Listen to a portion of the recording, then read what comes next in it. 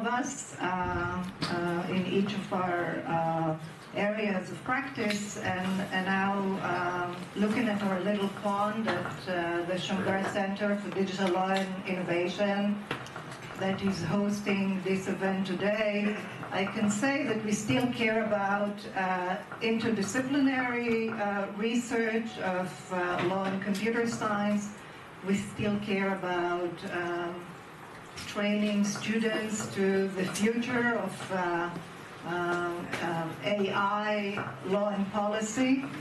We still care about excellence in research, but I guess we'll do it differently. And I'd like to give an example related to the issues that we will discuss today. So over the past couple of years, but especially over the past couple of months, we have been experiencing a tsunami of regulatory initiatives related to AI policy, both at the national level and at the cross-national level and international level, all intended to promote safe, secure, and trustworthy development, both at the development of AI and the deployment and use of AI.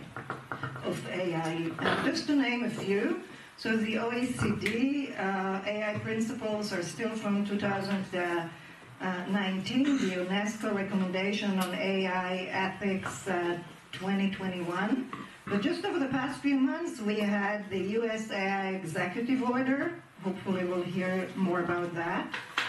The EU AI Act that is about to be concluded this year or the beginning of next year. The EU,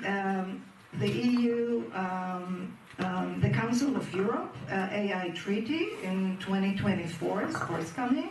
The forthcoming UN recommendations on AI governance, and most recently the Hiroshima AI process that was adopted by the G7, where they actually listed 11 principles for responsible AI, but also a code of conduct to implement them.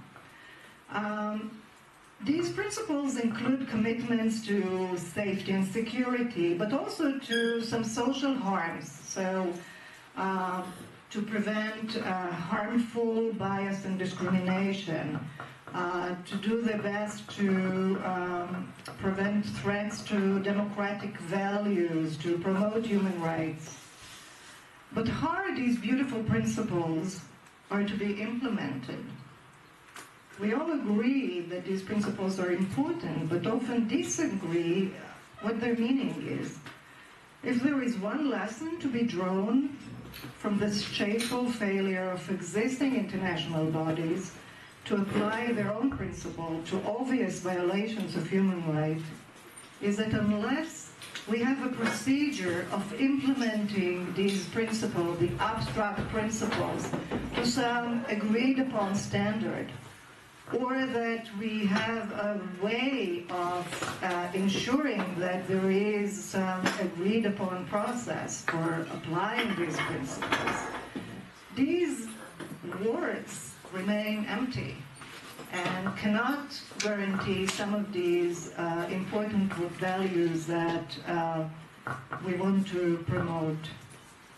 So I guess one of the challenges that we need to focus on, hopefully this would be the first step of doing this today, but I guess it's an important challenge for years to come, is how to take these abstract principles and ensure that we can truly mitigate some of the risks in the context of AI and hopefully in other contexts as well.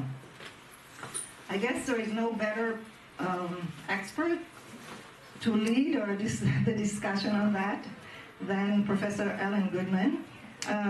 Professor Goodman is a distinguished professor at Rutgers Law School.